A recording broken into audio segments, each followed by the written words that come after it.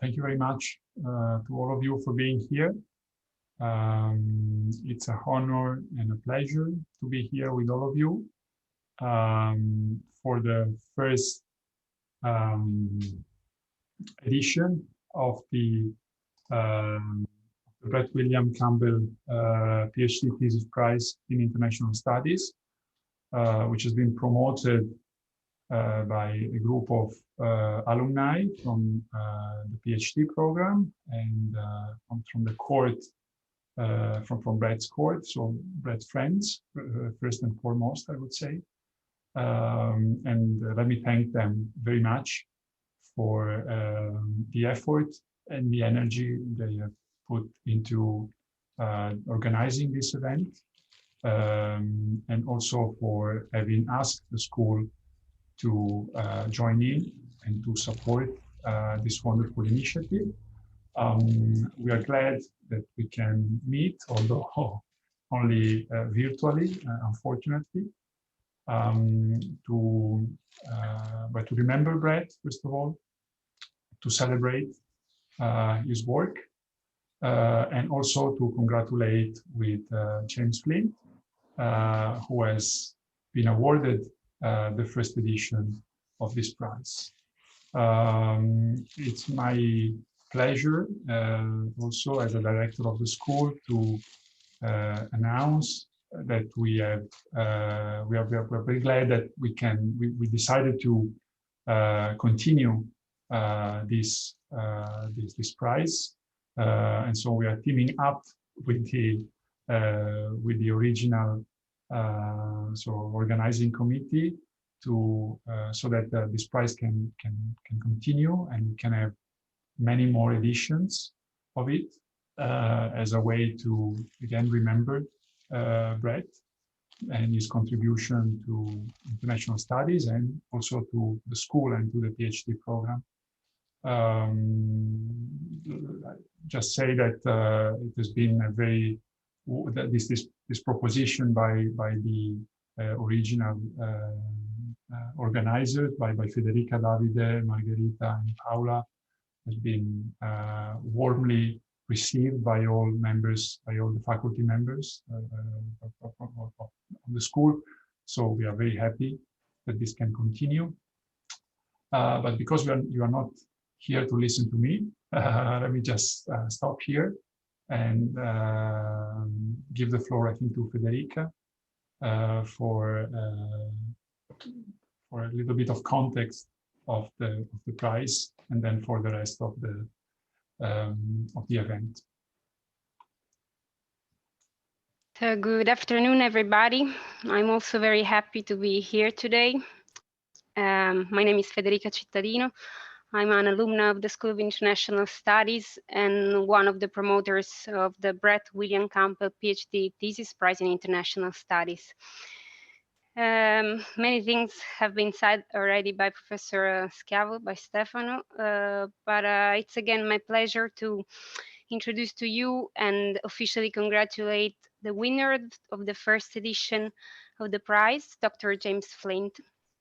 Dr. Flint obtained his PhD from the University of Plymouth in 2019 and is now associate lecturer in politics and international relations at the same university.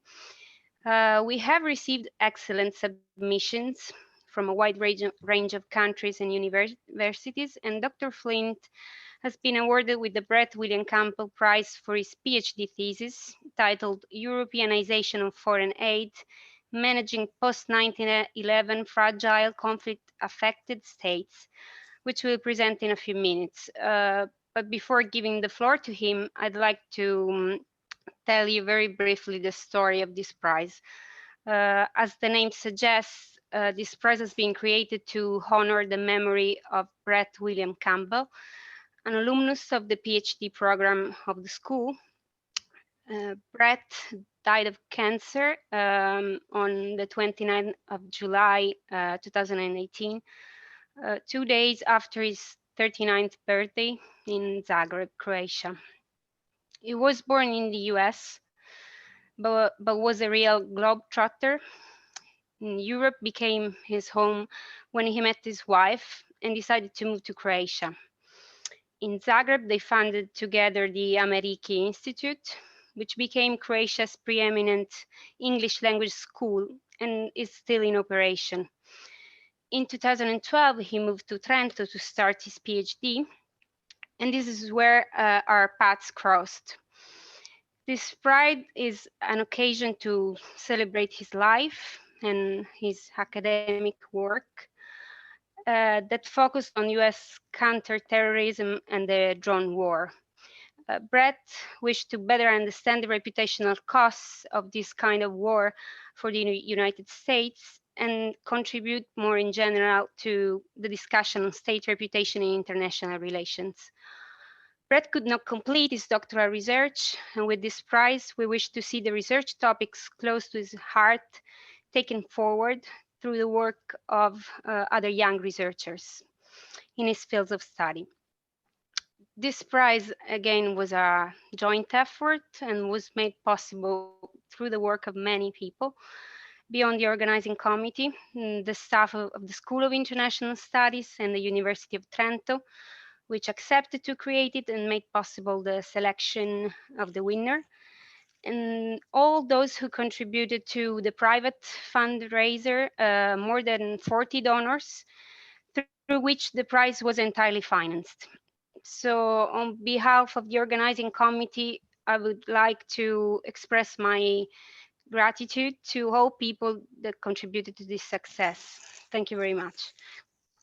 And thank you also to the school, because as already said by Professor Schiavo, this prize will continue. This is just the first edition. Many others will follow.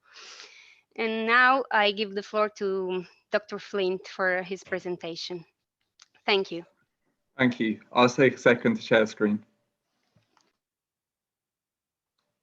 The host has disabled screen sharing.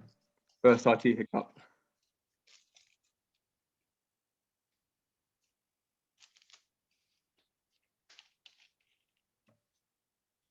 Oh, well, I can do it now.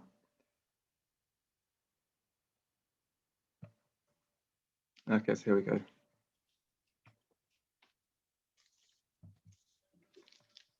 Okay, so firstly, I'd just like to say thank you. Thank you for the award and for the associated prize that came with the award. At the end of the PhD process, that financial prize was very, very well received. And also, yeah, thank you for being quite movable and accommodating in with my own cancer treatment. It's quite awkward to find a time to do this. I do appreciate being able to move around this event to cater for me. I'd also just like to say Brett William Campbell obviously he was obviously a big personality, obviously made a very large impression on you. And all I can hope is that he would find my research to be interesting. But moving on my thesis, what you see here, these couple of images are, firstly, it's a souvenir rug I took back with me from Afghanistan. And the market seller told me how it's handmade in Afghanistan. I think far more likely it's mass produced in China or somewhere. But in any case, what I think is interesting here is how you can see 2007, albeit the 7 the wrong way around, on the rug. And I think this is interesting because although during the ISAF intervention, I arrived in 2008 and bought the rug then, it's very much harking back to the Soviet intervention in depictions, isn't it? And obviously, the mentality hadn't necessarily changed. The picture to its right is what the British called Area of Operations Robin. This was the desert around Camp Bastion, although this here actually is the northern limit of Nad Ali, a town to the south of the area of operations. And this is in what the Afghans called the Dashti Margo, the desert of death. And it's fairly interesting when you think about the mission of reconstruction and what physical reconstruction opportunities there actually were to proceed with. It's also a title of two halves, in that there's the Europeanization of foreign aid. That's a kind of academic theory and debate area that I'm contributing to. And the fragile conflict states of this historical epoch is the subject matter that I'm rummaging through. Moving on. I'd like to go a little bit into my aspirations towards doing this research, in that I joined the Territorial Army, the British TA, the reserves, when I was 17, as a hobby and part-time employment to take me through my sixth form college education and then on to university. And so this was a hobby for me and an interest area. But when I was doing my undergraduate degree in international relations at the University of Plymouth, where I actually got my PhD from, I had the opportunity for my battalion's turn was to deploy to Afghanistan and undertake force protection duties around this area. And it was here that through the various taskings, we rotated around taskings, I should say, in that to stop people from becoming complacent and to keep people engaged and active in their job. And so I had the opportunity to do some very, very boring, mundane things. For example, standing in guard towers were called sangers, the old Indian word from the British Empire, and from the built-up rocks, so it was too hard to dig into the ground. So from standing in sangers around airstrips, achieving very little, to working on the main entry point, conversing with local truck drivers from Afghanistan and Pakistan, to medical evacuation tasks from helicopters flying around the entirety of Helmand province at east and north, and very briefly collecting casualties and talking to them on aircrafts and such forth. But also just patrolling our own area. This was some 400 square kilometers of desert in Afghanistan. But it wasn't empty. Deserts aren't empty. There are numerous communities, like I showed you a picture in that alley there, but also subsistence farmers around the camp who were highly intuitive, who were managing to eke out a living from making irrigation ditches from the camp's waste. Camp Bastion was a vast camp of several thousand people, which equates to several thousand people's worth of waste in the desert. And so they dug trenches and irrigated their crops. So you see melons growing and also you see opium poppy growing right by the camp, which I thought was interesting. But I had the opportunity to, in our patrolling, in our vehicles, it's just like 6 to 8 men patrols, very small, not really a scary or threatening scene, to talk to local Afghans. My diary is not good, nor is my passion, but I struggled to eke out some basic conversations with some of the local peoples. And it was from this and my understanding how welcome we were that led to my wanting to know why are actually we here? What strategies are we following? What's our approach? How do they come to be? And these are just some cheesy photographs of me, just evidencing my happening to be there. But I used this Reid quote from 2006 because Reid, as Defence Secretary, said this, and he was often kind of disingenuously misquoted. And people focus on the "we'll be happy to leave," not having fired a shot. But people forgot the second half of the quote, which is concerning our mission being, as ISAF, the International Security Assistance Force, mandated by the UN, and post-2003 led by NATO, was to protect reconstruction of Afghanistan. This was supposed to be after the war, as it were, after the Taliban had been defeated in 2001, 2002, in the immediate aftermath of 9/11 terrorist attacks. But people seem to forget this reconstruction element.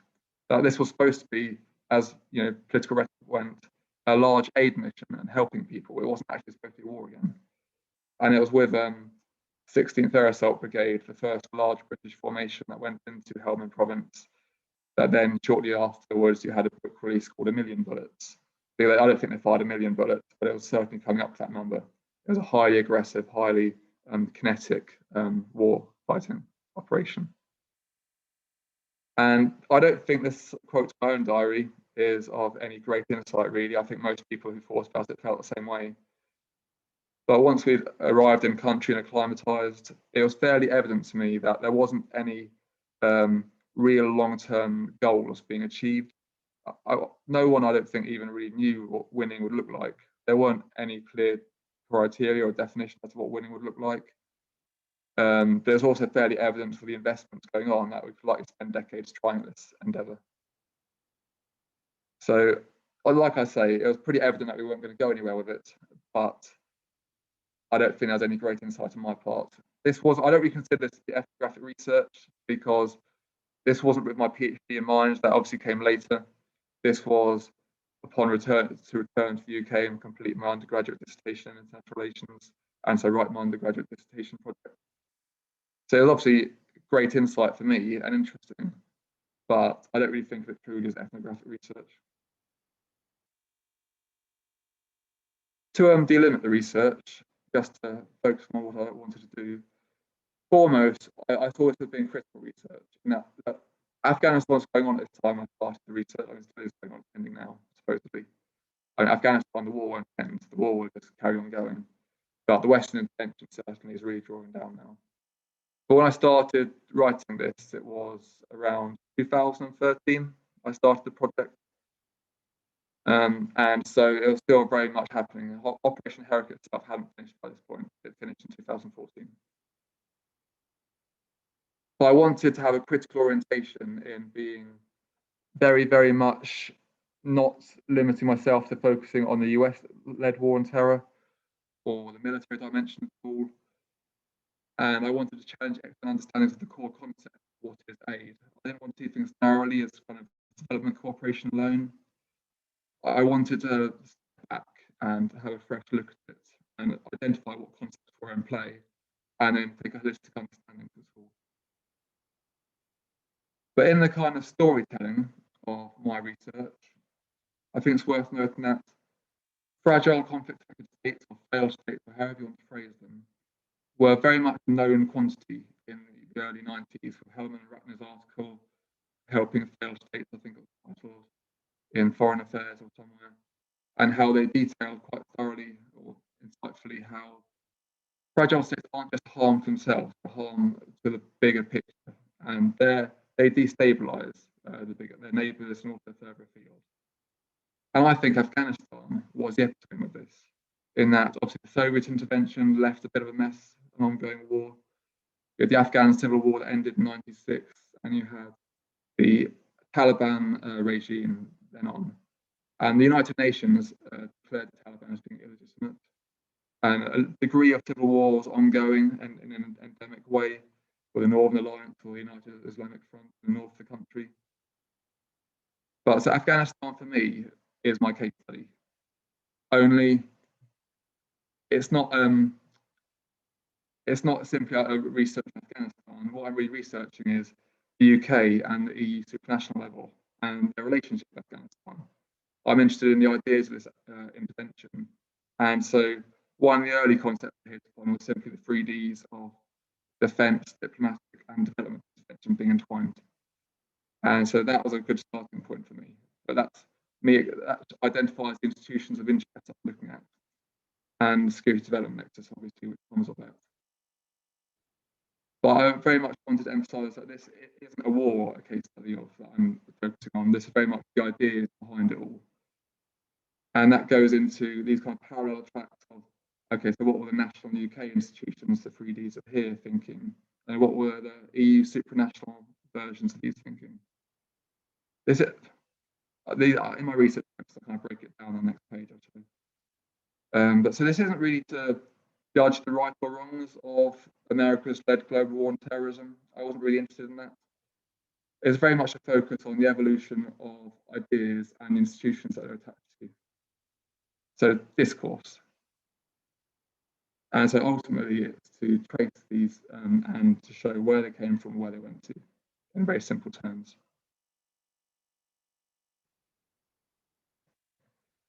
So moving on, in my research question, I see it's very much the problem of how UK and EU strategies or approaches for aiding these failed fragile states, such as Afghanistan in particular, how they progressed, how they shaped, how they influenced in this particular historical epoch. I do believe very much in my approach to historical realist ontology. I see the times as being important. And obviously the US-led effort there can't be forgotten. So I do cover the US bit of my thesis, but it's very much a secondary level concern for me. In tracing ideas, Europeanization to me was an obvious choice to focus on as an area. But Europeanization has been used in many different ways, very broadly. And I like a broad theory, as I was saying, from my one-to critical approach. But whereas some use it like Romanization in terms of kind of soft or civilian power and how foreign actors or states may wish to mimic the European Union's level of civilization, like they did the Romans. I'm more interested in using it for its directionality of influence and its ability to handle or explain soft content, those ideas, and less rational facets of discourse like notions and beliefs. And here, with Europeanization, it's very much, I say directionality. Traditionally, this is seen as downloading and member states being socialized into the union, as with the Copenhagen process, new members.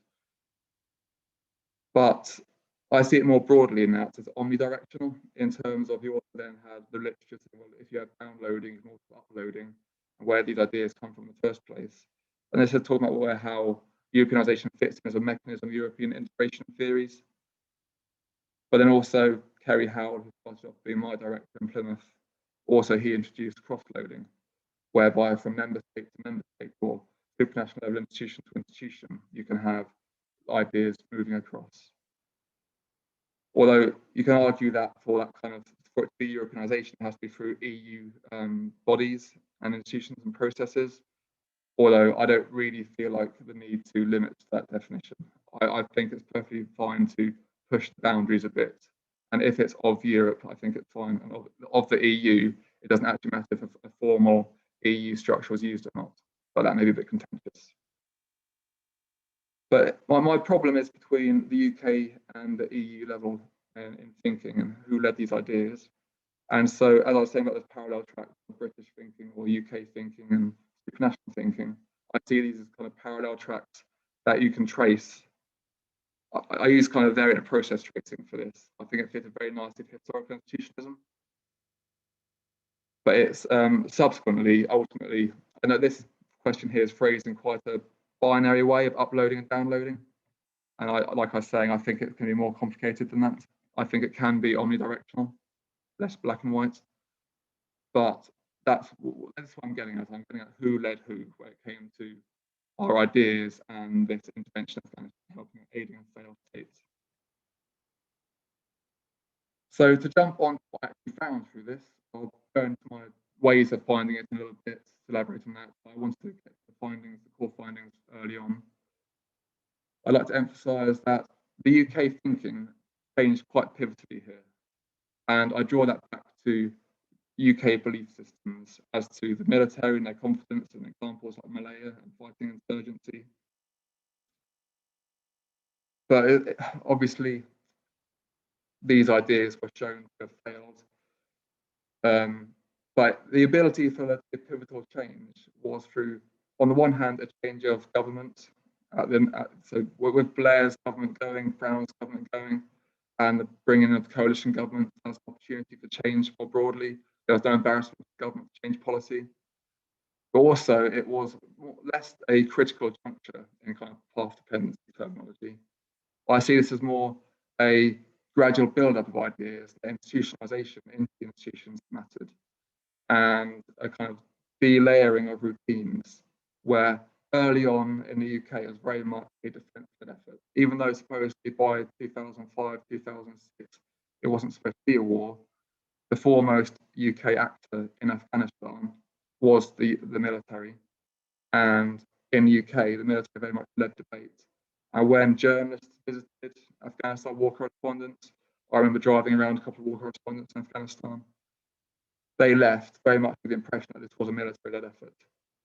And like I said, I was there in the early days of when this was the British defence counterinsurgency thinking. Here, I'd like to emphasise whole of government activity and the comprehensive integrated approaches. This was identified as being, whereas I say it was defence-led, there is a tradition in British thinking, at least in the civil service government, of all departments working together.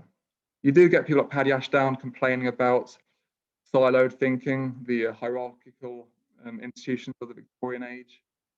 And I think that's true of most governments to a point. But at least since 1945, the UK has often had a tradition of attempting to work across government, across departments. An early example of that would be Churchill's war cabinet in World War II, although that's more an issue of grand strategy in World War. I don't really see it as being relevant enough to include my thesis. But more relevant examples would be assisted the French in Gabon to build the Trans-Gabon Railway, where UK departments, in addition to the Foreign Office, we saw the Department of Transportation being involved and bringing in experts from British universities to work out how to essentially build this railway. But I use the example, but there wasn't a conflict in terms of insurgency, but there were local communities who had to be relocated and upset caused as a result, including, I think, they had to employ local pygmies to remove forest snakes so the workers could dig up the lines or lay down the lines. A slightly more relevant example, maybe, for what I'm researching was Jamaica. And this was where, in the 1990s, the drug cartels in the Americas were very much pervasive in Jamaica. And this included British hard force military power, although in a very quiet way, in addition to other civilian forms of aid and development assistance governments. So it was the British representative in Jamaica who brought this to the UK government's attention, and then the response was to help the authorities to essentially clamp down on the cartels. But this wasn't a big news story in the UK. This was done very quietly and effectively, unlike Afghanistan. So again, from what I've been saying, together, the British Army were highly hubristic. They're calling on historical examples of the Malayan emergency and like periods of decolonisation in the 50s and 60s to legitimise what they're doing in Afghanistan. And this was a blunder and it failed. And going back to those kind of ideas of values and belief systems, I see this very much as movement of the background British episteme toward a post-Marshall power. I think this had already happened largely on the continent, but the UK was that power that had never been occupied or defeated in World War I or World War II. There was no kind of grandfather's memory of defeat and the horrors of war. There was a blitz and what have you in the UK, obviously in World War II, but these really pale in comparison to actually being occupied and the devastation on the continent.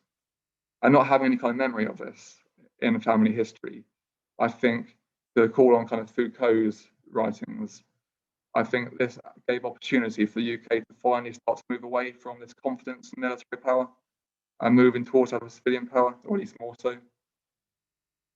And obviously Herrick ultimately has failed, it did fail. And that is the nail in the coffin, especially in combination with Blair's other war in Iraq. Where it comes to the EU level thinking, I also see this as significantly changed, not because of the large structural changes like the Lisbon Treaty, implementing the European External Action Service and such forth, but more so because it was the opposite of the UK in coming to a middle ground in that. When I talk about the whole of government thinking for the UK and the comprehensive integrated approaches, whole of government thinking never really occurred in the EU. I mean, at least from the perspective of UK civil servants and diplomats, was that the EU just was completely unfamiliar with doing this. I don't know if that's completely correct, but that was the perspective in the UK. But however, because of that, there was a concerted effort to get this comprehensive integrated approaches as the lexicon became known. Whole of government thinking or whole of government operating doesn't really work in the UK language as an acronym. You can have WGA that I've used here, but you can't have WOG for obvious reasons. But so in its comprehensive integrated approaches, which I understand through my frame analysis, these were pushed into the EU quite deliberately. But also, I think that because of the EU's, it's very hard to lump the EU as a one epistemic community, because it's vast. Obviously, there was European nations and lots of differences between. But I think it's fair to say to the point that the EU has a reputation of being a civilian power, and the continent had reaped the horrors of war. And so I see the EU as using these kind of civilian CSDP missions in the early days in Afghanistan, and also the European and gendarme force that deployed. And these also failed, being civilian-led efforts. And so through the combination of this, the two parallel tracks, I identify a coming together, if you will, of the EU becoming more pragmatic and the UK losing its confidence and focusing on the military solutions. But ultimately, from the ideas that moved, I do see very much as the UK led the EU more than the EU led the UK. But again, I don't actually see it black and white. I think I like this as qualitative research. But if we move on to implications, then what does it mean for Europeanization? I don't want to overstate findings. I want them to be fairly muted. I don't want to say, oh, well, the UK led the EU and that's that. Plus, I feel at risk of confirmation bias. But I do think it's predominant. And so in those terms, Europeanization is an uploading force here. Pardon me.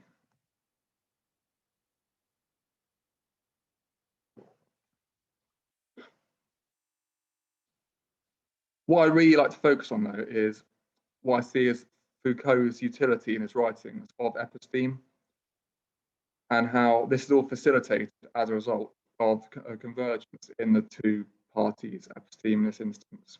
If one party become more pragmatic and willing to contemplate military support to stabilization, as it was at the time, and the other party is losing confidence in its military-led solutions, there's more of a middle ground where parties can converse, and this is how I see through mechanisms of just those socialization, social learning, but through deliberate secondments to the continent, to the EU level supranational institutions, and those less formal seminars that are being hosted in the UK, especially by the stabilization unit, used to be the post-conflict reconstruction unit. And you can tell how even in the change in the lexicon of these institutional names, how thinking itself was evolving at the time. I realise here that I approach this as saying historical realism, the importance of the context of times, and then I err towards relative realism. And I'm very much saying that, as with Foucault's later writing, that you can have mutually coexisting epistemic communities, whereas some may argue that you can only actually have one epistemic community at a time. But I very much see different communities in the same historical context, in different places, can very much be different. So what we ultimately have here, I see, is less than just uploading or downloading, is omnidirectional downloading and uploading, and if you will, cross-loading. I didn't research other case studies. I wished to when I started the research. However, it would just be, I'd never finished the project if I had added in other case studies, and my inability to use other languages effectively would really hamper my interviewing and people. So I thought about using the Republic of Ireland as another case study. But although they did deploy troops to Afghanistan, which seems a bit surprising given their neutral stance with NATO, but I didn't think it would be worthwhile or add much value to the research for the time and effort it would take. With Brexit, this is a bit of kind of the nail in the coffin, in that, that's why I put it here. Now, I was conducting my interviews in Brussels when the referendum was going on. I sent a postal ballot back. And so what I've found that the UK was influential in these 3D policy areas concerning failed states. But to what that's worth now, I don't know. I don't really fancy writing a book on my thesis now. I don't think there'd be much interest. I did have interest from a publisher a couple of years ago, but I never pursued it. Because obviously with Brexit, the UK is no longer part of the EU. So it's kind of the end of the road. What I would say though, as I said, my last bullet point here, is that trends I've identified have continued in terms of, it's largely rhetorical, but building on the global strategy. I think it is fair there are ambitions for an EU army. I'm not sure I'll ever see it happening, but I think the ambition is there. I think the willingness to use martial power is now there for the EU as the political integration has enhanced. And when it comes to the UK, it's even more evidence that we've recently had our integrated review in the UK. This lexicon of integrated approaches still goes on. And the review came out with a lot of rhetoric that didn't have much substance in it. But the Ministry of Defence's command paper that came out of it very much shows that the UK Army isn't going to be capable of large-scale military operations anymore. It's very much now a case of the lessons that came out of Afghanistan, if you will, the stabilization support, diplomatic diplomacy, supporting our allies, helping train and mentor allied nations. And the idea of large arm, like the Army of the Rhine and things, are very much things in the past now. And although you could also say the UK's cut our aid spending down to 0.5% rather than 0.7%, there's been a lot of pressure against that move. So I think very much now it's a state that the UK is moving towards just a status of civilian power. I want to have some notes on my approach, although I don't really want to tie myself up in knots over it, because it was some time ago now that I really was doing this, and I spent many, many hours in cafes revisiting my analysis and writing it all up. I'm very glad that COVID wasn't happening then, in that I don't think I'd have achieved it. But the sum of this is I formed its theory building and theory testing, in that I built institutional frame analysis to undertake the research. I then tested it on the data, and then from that I came out with my substantive theory of Europeanization, its qualitative work of in which ways the UK managed to lead the EU. But also, like I said, in that last slide, we didn't mention how other ways of structural stability, for example, was the EU leading the UK, then the UK amending this and sending it back into the EU supranational level. So very much I thought it's omnidirectional on the Europeanization. I was building on the cyclical model of what's her name? Not Eva Gross, Major, I think 2008 her thesis. But I include also new institutionalism, historical institutionalism. I always see discussing institutionalism as being the fourth new institutionalism. I see it more as being an extension of the prior three. But historical institutionalism was valuable, especially work of the likes of Peter Hall and his 1989 text of The Power of Economic Ideas. Also, I'm not really looking at economic ideas alone here, but those power ideas and how they evolve through time. He focused on Keynes, I'm just focusing on aiding fragile nations. I just realised, sorry, that looking at the clock, that my timekeeping is out the window. Well, I'd like to emphasise that, if I go next slide, this is how I see it as a being a three-dimensional approach. I didn't like Faircloth. I originally started to use Faircloth's method for discourse analysis, but I found it to be overly kind of prescriptive and overly concerned with subtext, whereas Foucault I found more a differential analysis, interested in what is said or what isn't said. So I started on at first with open coding, kind of empirical rummaging through data. And then through time, as I was saying, I managed to focus my use of concepts and understanding and hit upon frame analysis from works like Lakoff and Entman and Goffman, and what the functions of the frame, which really is a way of furthering coding and helping understand and elaborate on contemporary ideas. And it's from tracing these ideas through the historical institutionalism as a second dimension. That I see that very much largely sort of the member state level or at the supranational level. It's then I enter into the third dimension of Europeanization, where it comes to the protection and adaptation of ideas or rejection. I don't see this as being a first dimension and second and third. I see this being reflexive and going back and forth through data, and my frame tables, which I formed to write my data in and my coding, very much evolved throughout the process as I touched across new documents. When it comes to analysis, data collection, obviously interviews I found useful for signposting documents. I found my experience in Afghanistan useful for signposting me to military documents. If documents I couldn't find in open archives and public domain, I could use freedom of information requests to access them. But I'm over time, I know, to go over that. If we look here, this is an example, a rather obvious example of a frame. I used this one early on to kind of practice myself. This is building on Entman's work in 2003, where he summarizes through his four functions of the frame what he saw as being Bush's just war frame. And I built on this with other resources and interviews. And then building on this, if you look at the second frame, this is what I saw as being the dominant UK frame when I was in Afghanistan, this defense counterinsurgency frame. And this is where the UK went wrong, essentially. Although, like I say, my thesis doesn't say who did well, who did badly. It's not judging the war on terror. The war on terror is an absurd phrase anyway. This is more me trying to understand how the ideas came and went and what led thinking. Thank you, and I apologize for going over. Many thanks, Dr. Flint.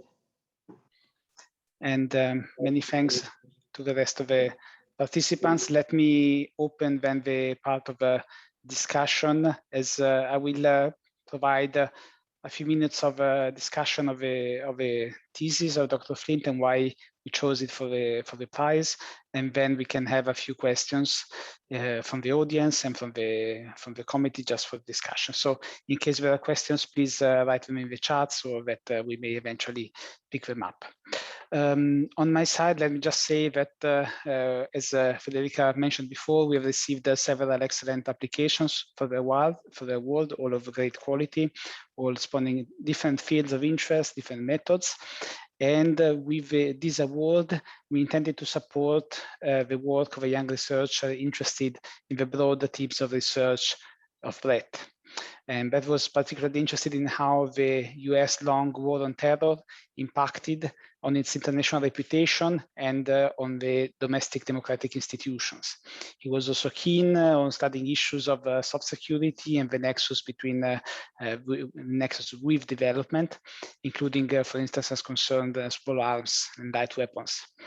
And while he was coming from a realist tradition, his research interest was also focused on the very much real life effects of ideas and ideologies. Among all applicants, we consider that the thesis of Dr. Flint best fit with the thematic areas of the prize and with the research interest of breadth in soft security, in democratization, and post-conflict environments. It fits particularly well with areas of studies of Western counterterrorism, as it investigates the evolution and transformation of ideas which underpin the approaches of the EU and of the UK to security and development in Afghanistan. We appreciated very much the strong theoretical and methodological framework of the thesis, the critical and interpretivist approach that Dr. Flint uses to analyze the evolution of political ideas about aid and security. And I think it's of particular interest how he manages to build a substantive theory of Europeanization, in which he illustrates both dimensions of uploading and of downloading of strategic notions between the level of the member states and the level of the EU. This is a good example of how the Europeanization framework can be used to highlight processes of ideational change and the convergence between the two levels in the period at stake. And even more interesting is how Dr. Flint uses the institutional frame analysis to trace the genesis and the transformation of the underlying epistemic ideas. And these deeper changes at either level may help explain, may be the scope conditions to explain the direction of Europeanization, which is then seen in the discourse and the action of the actors on the ground. In this case, the convergence between a post-Marshall power UK, less and less confidence on the effects of military power alone, and a more pragmatic civilian power of the EU, more and more accepting of the need for security elements to sustain development. So we believe that Dr. Flint's thesis provides a valuable contribution to international relations and security with its interdisciplinary approach, and helps explaining how policy ideas of soft civilian power have been exerting influence on a hard military realm, such as Western counterterrorism. By looking at the effects of soft policy ideas on such a realm, so Dr. Flint's thesis also mirrors the interest of breadth on the effects of military actions on soft power, in this case, the drone wars and international reputation. Because of all of this and because of the quality of the thesis, we are very happy to award Dr. Flint with the Brett William Campbell Prize in International Studies. Now I would have a couple of questions for the discussion, and yes, there are also some in the chat which we may bring up, but I wanted to start with asking Dr. Flint. Now we have heard from you where your interest in the topic came from, and also how how this dimension supported your research work. I wanted to ask you a bit more on how you combined the different sources that you used in your research, from elite interviews to archives. You also mentioned the freedom of information research requests and personal experience. And I wanted to ask you, as concerns Europeanization and the capacity of the UK to upload these ideas on security, what do you think allowed the UK itself to posit itself as an expert actor on aid and security? And which kind of experiences were worthy of uploading at the EU level? And does this tell us something about how different member states may find these specific topics and specific elements to brand themselves at the EU level? I think when it comes to your first question, largely, on building on the resources, I don't really think what I did was ethnographic research, and it was more insight building. And I found it useful for spotting errors, omissions in archives, or if somebody said something, something was categorically wrong, I found that good to polish out. And it pointed me towards a certain set of documents which the MOD wouldn't release if we didn't get the title exactly right. The MOD are actually quite friendly freedom of information requests, but you had to get the title exactly right for them to be willing to reveal it to you. So the fact that I would have all these stuff piled up at home made life a lot easier. Although obviously I didn't use any documents that weren't redacted, released to me that way. Interviews it's all discourse, whether it's written down in an archive or in a policy document, or if it's said to me as an interview. But they have different values what they reveal. So interviews reveal the process of what happened. These people were there, they're firsthand. They were elite interviews. I interviewed them for a reason. And yeah, they're the people at the scene who can tell me how it went. And whereas the policy documents are far more valuable for me to be able to have hard evidence to say, well, look, I can see that this concept was in play at this time in this department. And then I can see it's in that other department at that time. So I can build up that picture of a chronology of how you've got to be evidence uploading or downloading. You can't just say, well, I think that happened. They seem to be doing the same thing. Moving on to your second question on building a niche or identity, I think ultimately that boils down to hard resourcing, money, in that the UK spends, I think France on the odd year has spent more, but by and large, the UK is the largest military spender in the EU, obviously not in the EU anymore. And I think that is noted. I think the UK being an Atlanticist power and having close relations with the US also is seen there, not just in being friendly and allies, but actually in interoperability, having UK officers in American chains of command in a very real way. I think as a result, the UK is not operating on the same level as the US, but fairly close in areas. And I think that builds prestige and reputation. Where it comes to the aid side of things, most tangibly, I think the OECD's peer reviews of development aid talk about the UK in very positive lights quite consistently. How can others make a niche for themselves? In the UK, I think this is largely through hubris. I'm not sure if I'd try to generalize the hubris model. Thank you. No, very interesting. There is also a question by Professor Patrick Holden about the effects of Brexit and whether the cooperation between the EU and UK on security intervention may be over, and whether there remain common interest in areas such as Africa and the Middle East. I was also thinking about this when you mentioned Brexit, in the sense that you highlighted the role of the epistemic communities in pushing for this convergence between the EU thinking and the UK thinking. Are we going to have a divergence in the coming period, or are these epistemic communities so inextricably linked that anyway the two will remain as a common one? I kind of see the movement here as being based on, in path dependency terms, in diminishing returns. So where the UK is militarized badly, we moved away from that.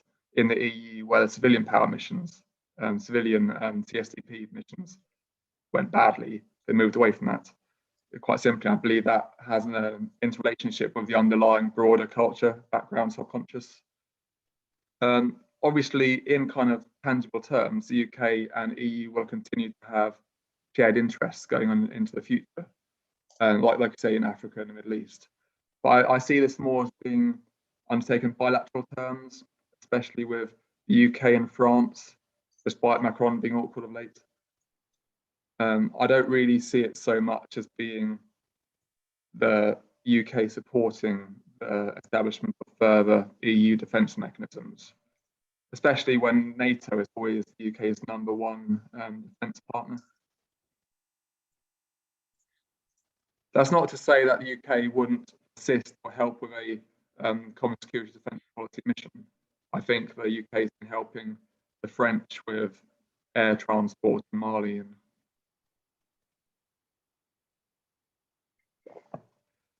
thanks a lot. I don't know if there are other questions from the audience. If not, but please do write in the chat, or feel free to take the word in case you have one. If not, minding also of time, I will then, after maybe 1 or 2 questions, give the word back to Stefano to close the session. I liked your succinct summary, David, much more my lengthy, haphazard presentation. Thank you.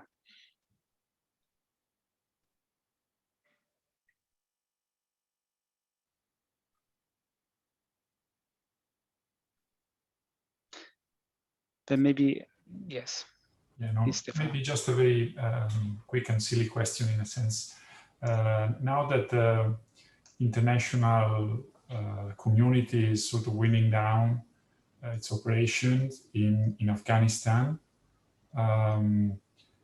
so going back on your basic, your main research question, who is leading whom? Do you think that now, I mean, basically the UK and Europe have been sort of led out or dragged out of Afghanistan by the US, or was there some sort of consensus that it was sort of time to, I don't know, sort of stop? Yeah, I mean, I was very much impressed in one of your first slides where you had something from your own diary saying, I realize we might be here for a very long time. We will never win, but we may take years trying to. So was this the right moment to sort of stop trying? I'm not sure you'd find agreement between UK institutions there. Where it comes to UK defence thinking, very much we stayed until the Americans left, because the whole point of getting involved in the first place was to support America, not actually for anything in Afghanistan as such. That's why you justify it. That's not the real reason. And the same with Iraq. We went into Iraq because America's our ally. We've got to help Iraq. It's a war on terror. And when we did badly in Iraq, and Afghanistan suddenly seemed like a good opportunity because NATO was expanding. So we could expand with NATO in Afghanistan and say that, well, you know, we're not helping you in Iraq anymore, America, but look, we are helping you in Afghanistan. That's kind of equal, isn't it? And then again, things went badly. But I think it is very much led to the US on our defense side of things. We have a very limited contribution now. All we have is what we call sandhurst in the sand, training Afghan National Army officers. So there's a very limited mission now anyway. So wrapping that up isn't really a big deal. Where it comes to aid, I expect aid will definitely be pressure to keep it going. Although, given how badly that also went, the levels of corruption in Afghanistan, I don't think they'll have a very strong base of governments to keep it going.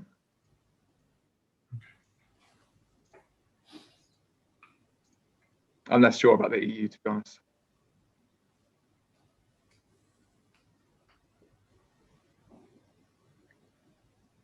Well, I'm not sure the EU ever had the appetite of the UK to be involved.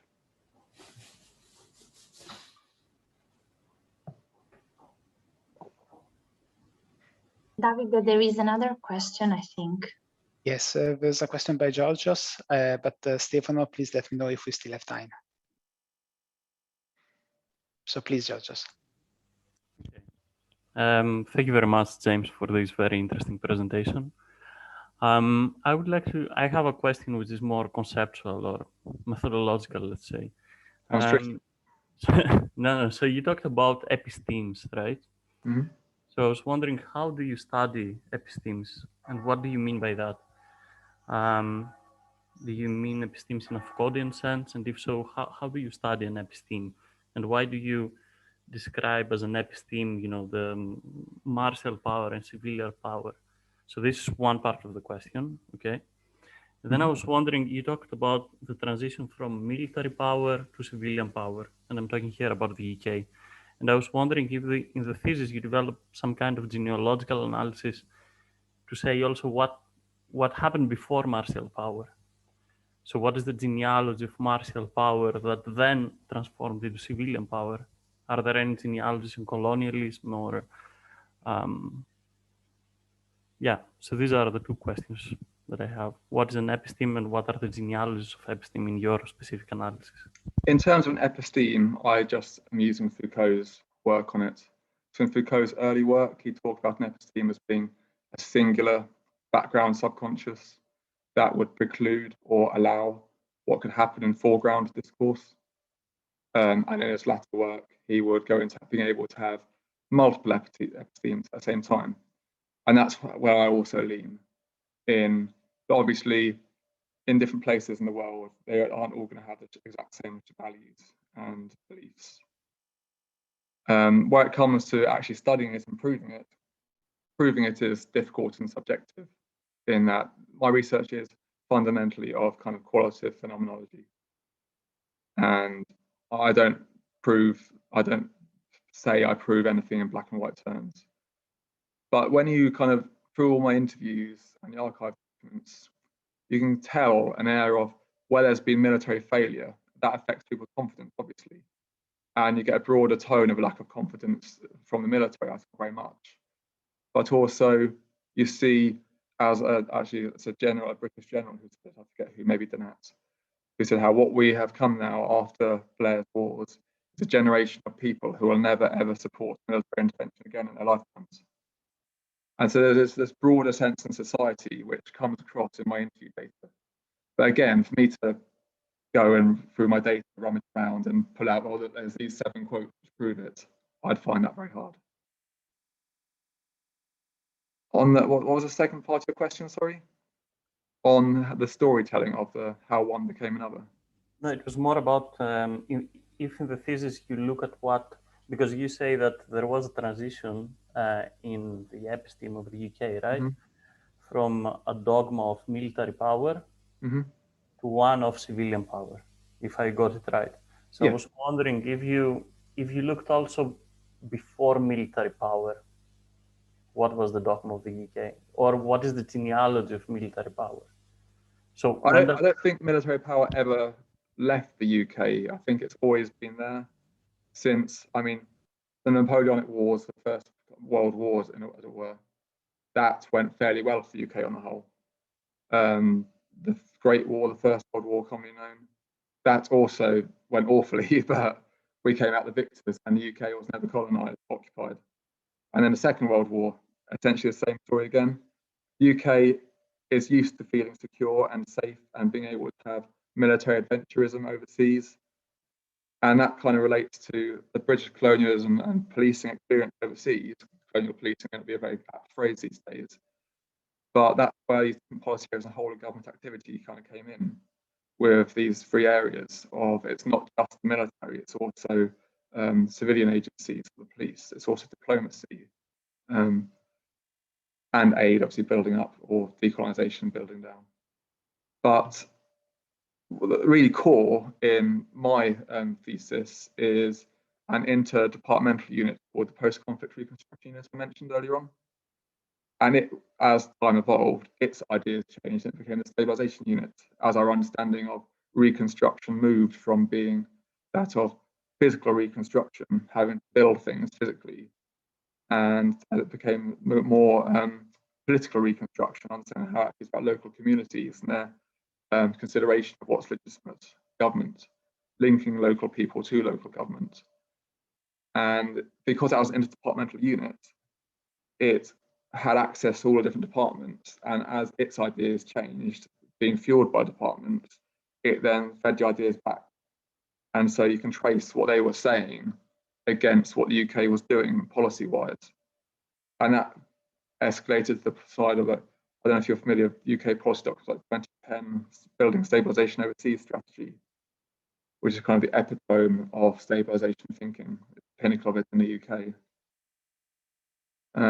So yeah, it's very much the case of the UK was a martial power, military power, and there's no reason not to be, because we're used to success. And from that, the military developed this very much hubristic overconfidence in this type of kind of colonial policing or counterinsurgency style of warfare. And it turned out that these soldiers' grandfathers had done it well, or at least well by the standards of the day.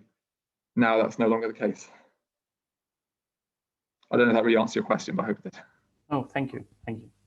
It was very interesting. Thank you very much.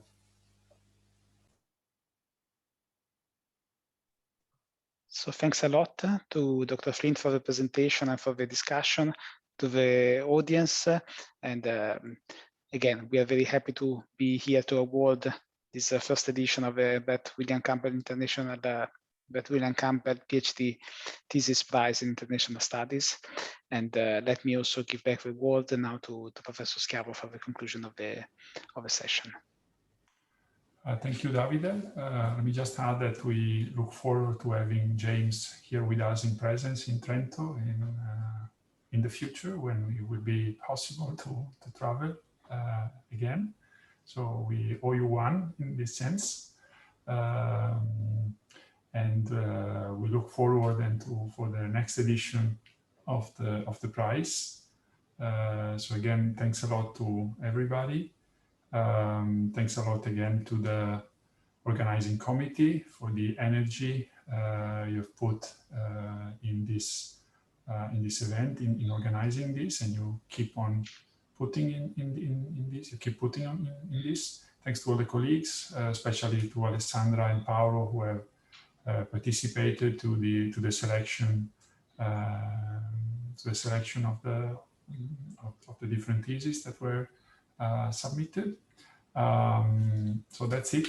Again, wish you all a very nice afternoon, and the